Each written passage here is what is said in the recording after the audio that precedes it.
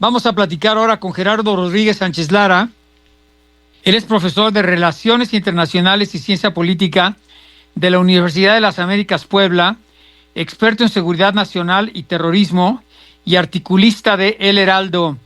Gerardo, te saludo siempre con gusto. Encantado, Oscar, Mario. Oye, bueno, la captura del atleta olímpico canadiense, exatleta olímpico canadiense, Ryan Wedding. Oye, tiene cara de malo, ¿eh?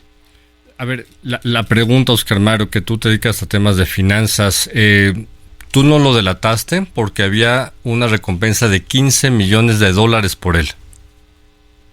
Eso era lo que el FBI y el Departamento de Estado pedían por su captura. Entonces, no es menor, Oscar Mario.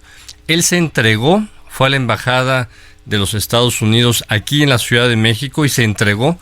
Casualmente, también mientras estaba aquí en México, el director del FBI.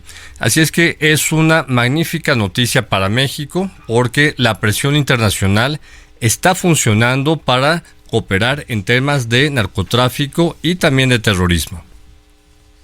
Oye, cuéntanos un poquito de la historia de Wedding a manera de resumen, porque te digo que tiene cara de malo, pero cuéntanos un poco. No, mira, deportista olímpico exitoso, canadiense, una figura pública. Aquí se encuentra todavía en el estudio Edgar Valero, que es experto en deportes, ¿no? Y que seguramente también tiene información.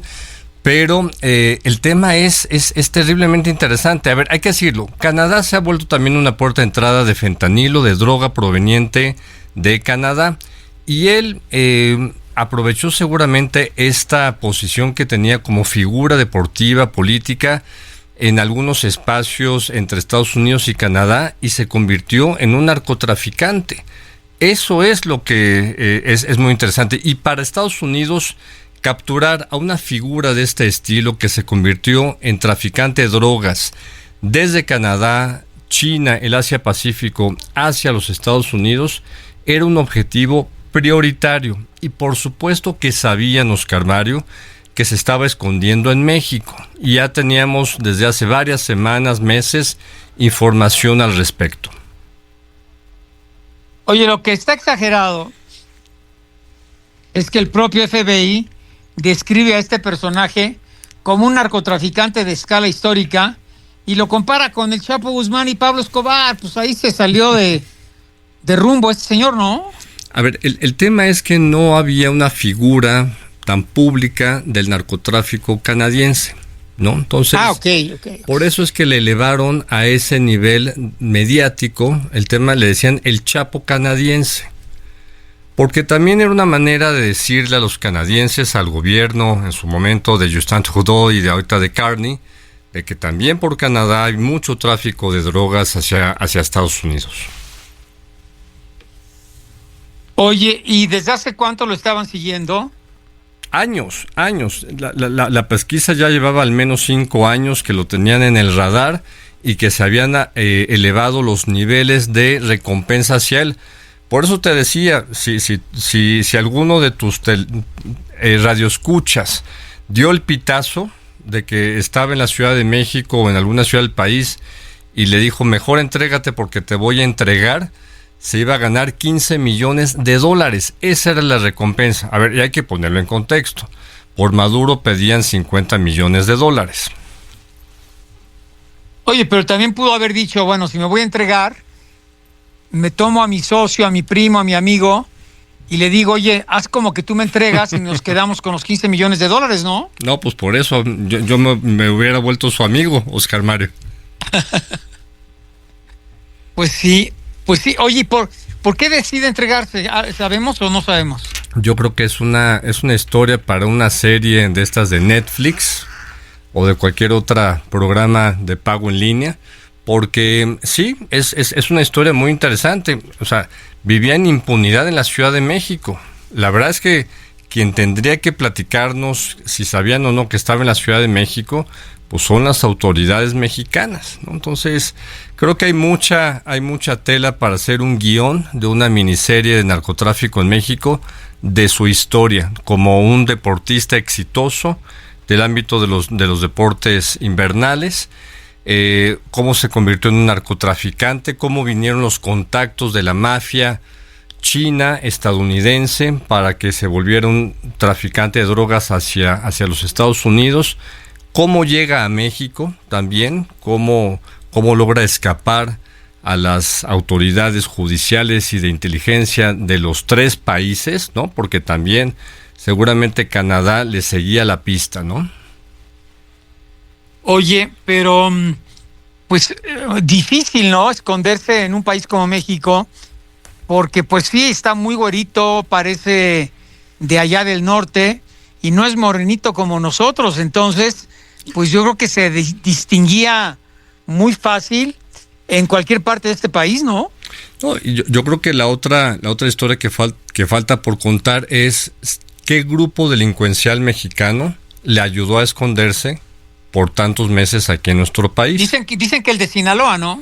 Pues sí, creo que es el cártel más importante todavía en México, con redes transnacionales que pasan por China, Canadá, Estados Unidos y todo Asia-Pacífico. Oye, entonces, bueno, pero, a ver, todo esto, Gerardo, ¿qué significa? Mira, el Mayo, pues por obra de magia, porque todavía no saben ni qué pasó, pues ya está en una cárcel de Estados Unidos y de un día a otro apareció en territorio norteamericano en una avionetita, acompañado por el Chapo. Bueno, ese es uno. Luego entregan familiares del Chapo, creo que fueron 12 o 16, hace no sé cuántos meses. Después también deportan a otros 33 integrantes de cárteles de segundo o tercer nivel. Y esta misma semana a otros 32, también de segundo o tercer nivel de este tipo de organizaciones. Y bueno, vamos a agregar a este tipo, el canadiense. Perfecto. ¿Y para qué todo esto, A ver, yo creo que todos estos operadores de mediano alto nivel, porque los de alto nivel ya están en Estados Unidos, ¿no? El Mayo Zambada, los hijos del Chapo Guzmán, el propio Chapo Guzmán ya están ahí. El único gran capo de ese nivel que no han capturado es el Mencho. Entonces, ¿por qué no? Hay varias hipótesis, ¿no? Inclusive se especula que a lo mejor ya no está vivo, entonces no hay información real hacia el respecto. Una operación de captura de él, si está vivo, podría incumbir muchos muertos, porque ellos sí resistirían a base de fuego, no serían como los agentes de inteligencia cubanos que no pudieron defender a Nicolás Maduro, ¿no? Podría haber bajas dentro del ejército mexicano, la marina, si hay un intento de captura. Son los 2 escenarios más probables, ¿no? Entonces, no son menores estas capturas. Por ejemplo, la captura del Botox, ¿no? Este miembro de un cártel local en Michoacán, asociado al cártel de Jalisco Nueva Generación, no es menor. La captura de estos individuos, sí, en el mediano largo plazo podría provocar una lucha de poder entre los líderes pequeños de estas organizaciones y desatar violencia. Pero el mensaje claro, Oscar Mario, con esto termino mi comentario, es que ya no se va a permitir que operen con impunidad los que mandatan los operativos de asesinatos entre los cárteles y que afectan al Estado mexicano en términos de violencia. Oye, bueno, hay muchas hipótesis y se escucha cada vez más que con todo esto que estamos mencionando, que pues Estados Unidos está dándole crédito a México porque ha ayudado en la captura de estos grandes capos, que ahora el paso siguiente y que va a exigir con todo Donald Trump antes de revisar el TEMEC es que entreguen a 5 o 6 políticos mexicanos de altísimo nivel, que todos conocemos quiénes son, pero que siguen defendiendo y viven en total inmunidad e impunidad. Mira, Oscar Mario, creo que este es el tercer capítulo de este libro, ¿no? La impunidad política.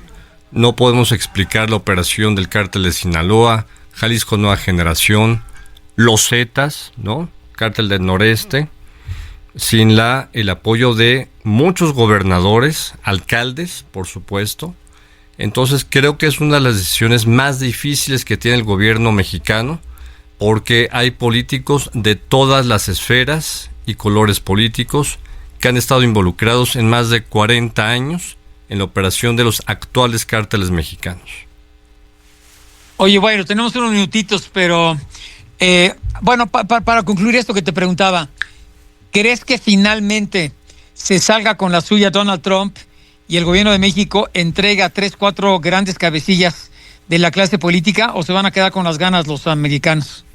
Yo creo que van a tener que dejar sus puestos, que renuncien, que se enfrenten ante que Estados Unidos... A ver, lo más importante, Oscar Mario, es que Estados Unidos presente pruebas contundentes contra estos políticos.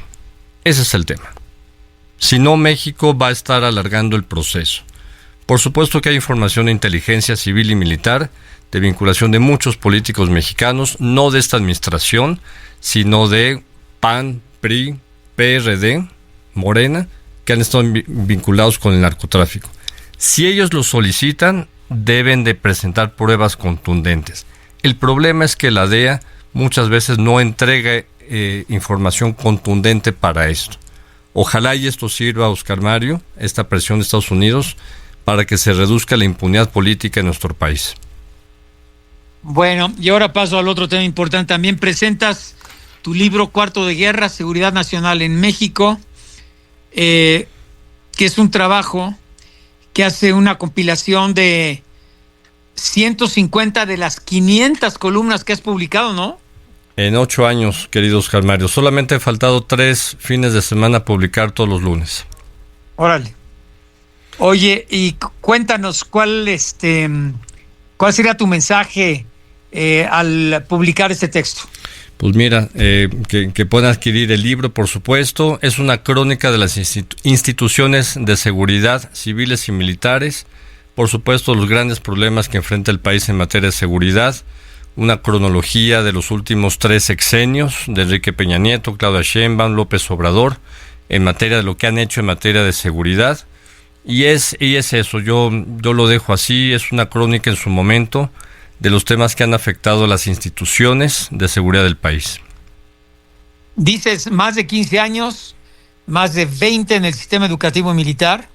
Me ha permitido tener el pulso de los militares, de los marinos, de los diplomáticos mexicanos, también de compañeros en instituciones de inteligencia, de agregados militares de otros países con los cuales Cuarto de Guerra dialoga con todos los lunes. Oye, estaba leyendo un artículo bien interesante en era una revista de México, no recuerdo, un artículo de internet, no recuerdo, pero hace como 3 semanas, y decían, bueno, es que teníamos la idea de que los militares y los marinos principalmente eran incorruptibles y estaban totalmente vacunados contra cualquier acto irregular que les permitiera llevar a cabo sus funciones y su poder dentro de las Fuerzas Armadas. Y ahora dicen, bueno, pues también hay excepciones, y se referían básicamente pues a estos hermanos, ¿no? Que están siendo acusados de facilitar el huachicol fiscal, uno de ellos detenido y el otro prófugo de la justicia. A ver, Oscar Mario, ninguna institución humana es inmune al tema de corrupción. Sin embargo, las Fuerzas Armadas tienen algunos escudos contra la corrupción. Muy rápido los explico. El tema de la disciplina militar. Segundo, los extraordinarios servicios y prestaciones que tienen los militares. Por ejemplo, el tema de salud, educación para sus hijos, sus familiares. Llega a ser una barrera para decir, si yo cometo un error de corromperme con la delincuencia organizada, mis padres, mis hijos, mi cónyuge, esposa, pareja, van a perder todos estos beneficios. Eso, ninguna institución de seguridad del Estado mexicano, ¿no?, tienen esas prestaciones y no se la juegan. También, por supuesto, los temas de contrainteligencia que establecen ellos. Pierden mucho los militares que están en activo, oficiales, tropa, mandos, si los cachan con un tema de corrupción. Los temas que conocemos que son públicos, ¿no? están por supuesto manchando a una institución militar, pero son la excepción. Y créeme, cuando yo escucho a los almirantes, amigos capitanes, de que escuchan estos casos, se les cae la cara de vergüenza de que la institución armada se vio involucrada en esos casos. El caso del huachicol fiscal, el caso del huachicol de energéticos, por supuesto, en la Secretaría de Marina. Hay que decirlo con mucha contundencia, pero es importante que el secretario almirante Raimundo Pedro Morales está dando la cara y está facilitando estos procesos de investigación al interior de este Instituto Armado. Gerardo Rodríguez, quien presenta su libro que se intitula Cuarto de Guerra, Seguridad Nacional en México. Bien, pues interesante, Gerardo, todo lo que siempre platicas con el auditorio, y bueno, pues se entiende y se explica muy bien la pregunta que te hacían, y con base en el comentario que algunos analistas destacaban sobre pues la honestidad, ¿no?, y la disciplina que impera entre los integrantes de las Fuerzas Armadas en México. Yo creo que en cualquier parte del mundo, ¿no? Pero adelante, Gerardo. No, yo te diría, las Fuerzas Armadas tienen el mayor nivel de aceptación y de opinión pública positiva que ninguna institución del país.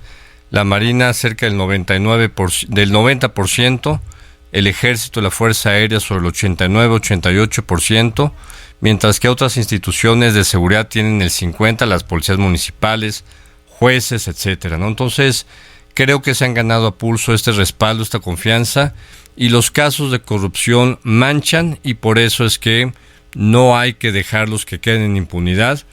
Felicitar al almirante secretario, el esfuerzo que están haciendo. Las Fuerzas Armadas se le están rifando en muchos frentes. El tema de desastres naturales, seguridad interior, seguridad pública, entre otros muchos temas. Oscar Mario. Muchas gracias, Gerardo, y felicidades por tu libro. Te aprecio mucho. Gracias por tu espacio, Oscar Mario. Al contrario, buen día.